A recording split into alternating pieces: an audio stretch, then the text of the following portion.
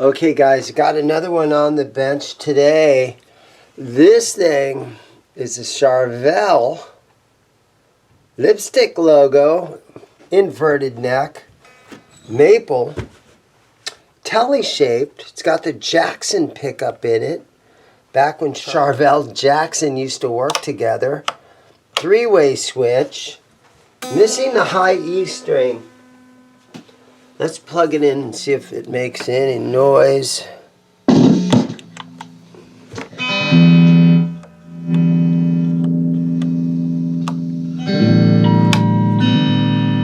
Very nice condition. Charvel. Let's put new strings on this thing.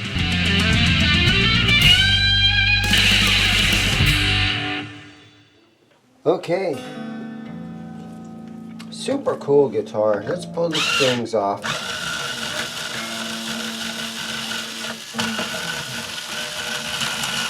It's a hardtail, Tele style bridge.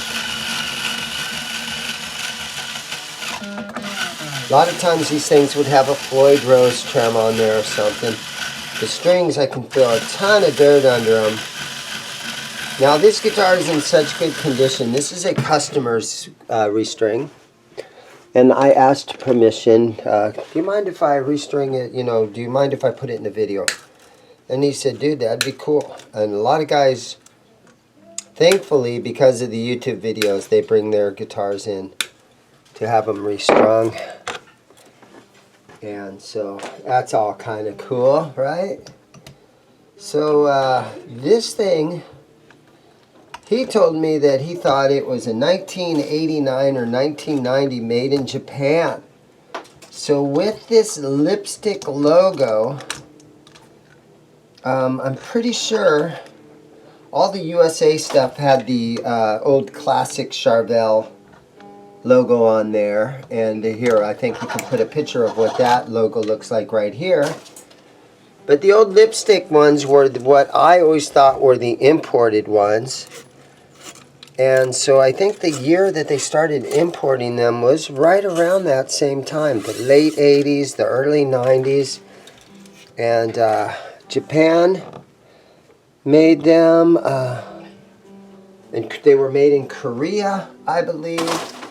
And I haven't done too much research on this. But guys, let me know in the comments where you think this thing was manufactured, what country. Some guys will argue it's an American-made one. It does have, and I'm going to cover up the serial number. But, okay, hold on, I can do this. Okay, yeah, it does have the back plate that, has the American-made USA plate on the back. They all had that. There's that old classic headstock logo. But again, this one is got the logo that they called the lipstick logo. So it's up to you guys. Let me know what year this thing is. I could sit behind my computer and figure it out. But I think for now we're just going to let you guys do that, right? Because again, it's just a customer's restring. It's not something that I have to try to estimate its value or anything like that. Okay, let's just clean these frets up a little bit here. 1500 grit sandpaper on this one.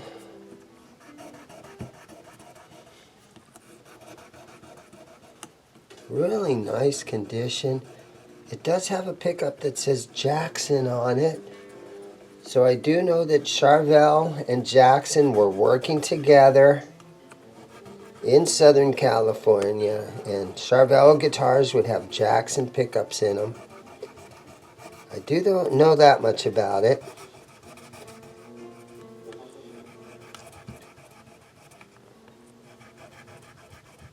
So we're just cleaning these things up, and the customer said that this guitar basically lives in its case, and he doesn't take it out very much. It's kind of an investment, I guess you could say. Okay, get over here to my smaller fretboard guard. Looks like pretty big jumbo frets on this one. I see absolutely no fret wear on this fret guard. Let's do a little bit of this Gibson polish on the rag just to kind of clean the fretboard.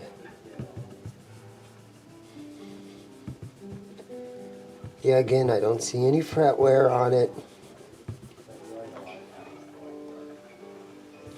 No fret sprout.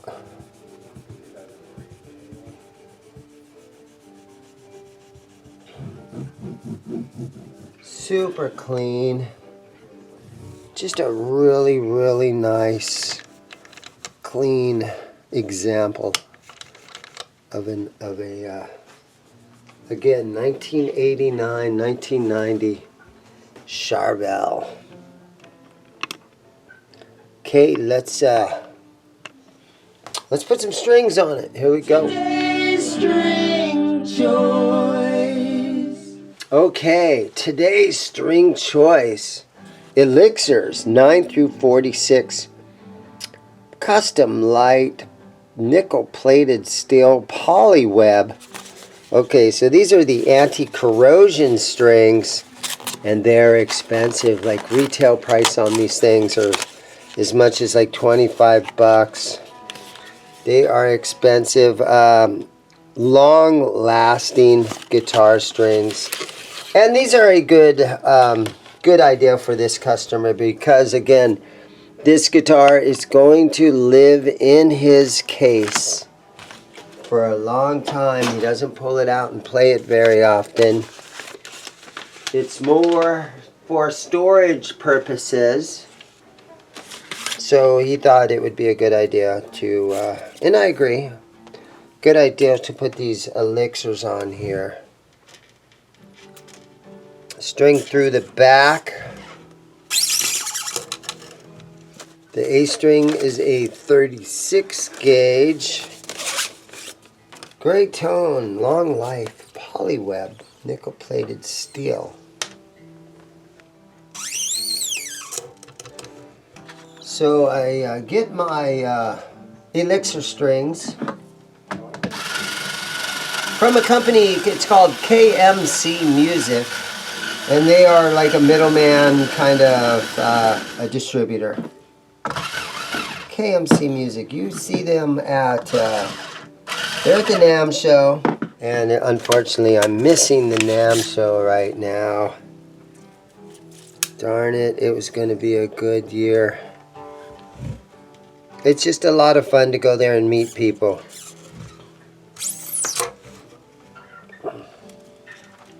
So you never know who you're going to run into. You never know who's going to recognize you when you're there. Because we all sort of watch the same YouTubers, right? So you just never know who's gonna run it. You're gonna run into, and you know, all those other YouTubers. And you never know who watches your channel. Believe it or not, this small little guitar restring channel that I have, I've gotten over 6 million views. Restringing guitars. Who would have thought? Okay. Our B string is an 11. Yeah, so these Elixir strings, they have some sort of a coating over them that helps them to from rusting. We don't want them rusting up on us now, do we? Core Elixir, blah blah blah. Design trademarked W.L. Gore and Associates. Elixir strings. Doesn't say where they're out of.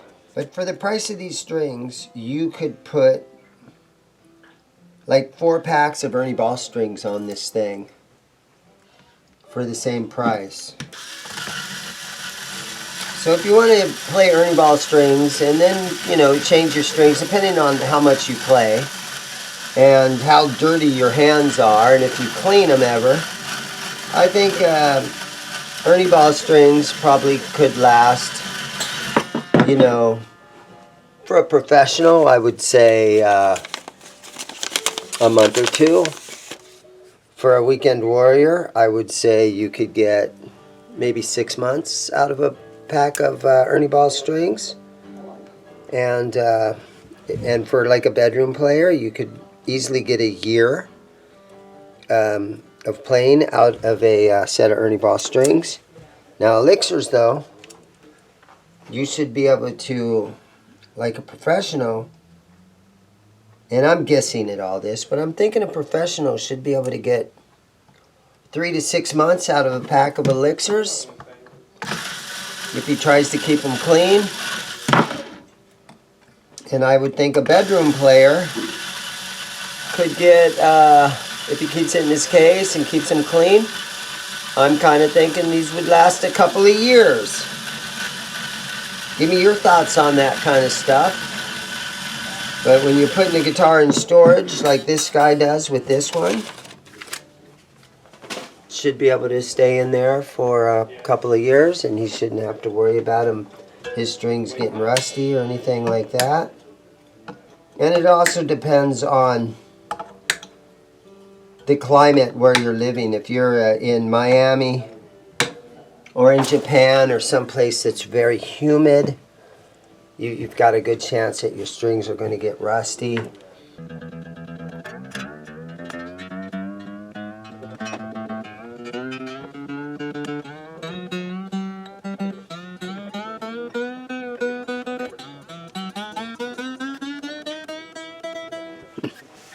Alright, so one thing that's a little weird about these is the nut here and the way the string has to come through the nut and then shoot up way up here. I hate that angle.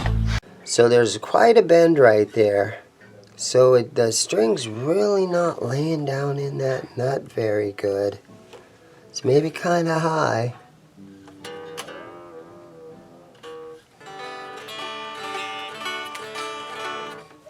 But and if you had a regular instead of the reverse headstock, then your high E string would shoot way down this direction. So it's not the greatest design.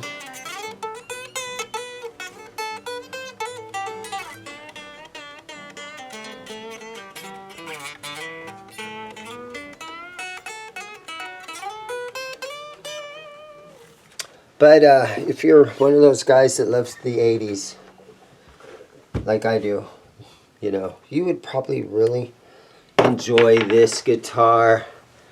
If you were Robert Baker, you'd love this thing. It's a little bit weird that there's a white three-way switch. You would think the plastic piece at the end here would be a black one. That would look way better. Other than that, this is a super nice Jackson tuners, Charvel Jackson. Customer again says he believes that it is made in Japan. You guys let me know in the comments. Good little conversation piece. There you guys go, everybody. Thanks for watching. Have a great day. See ya.